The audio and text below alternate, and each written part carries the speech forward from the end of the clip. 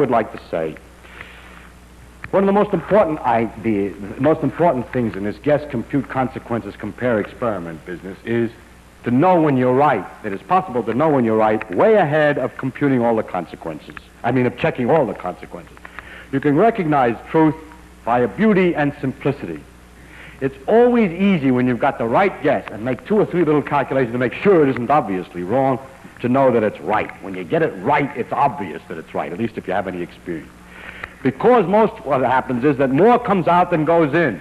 That your guess is, in fact, that something is very simple. And at the moment you guess that it's simpler than you thought, then it turns out that it's right, if it can't be immediately disproved. Doesn't sound silly. I mean, if you can't see immediately that it's wrong and it's simpler than it was before, then it's right.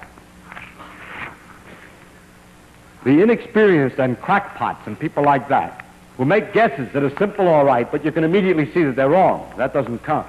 And others, the inexperienced students, make guesses that are very complicated, and it sort of looks like it's all right, but I know that's not true, because the truth always turns out to be simpler than you thought.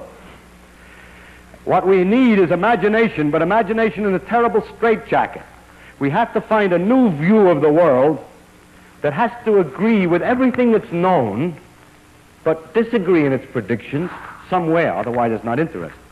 And in that disagreement, agree with nature. If you can find any other view of the world which agrees over the entire range where things have already been observed, but disagrees somewhere else, you've made a great discovery. Even if it doesn't agree with nature, it's darn hard. It's almost impossible, not quite impossible, to find another theory which agrees with experiments over the entire range in which the old theories have been checked, and yet gives a different consequences in some other range. In other words, a new idea that is extremely difficult, takes a fantastic imagination.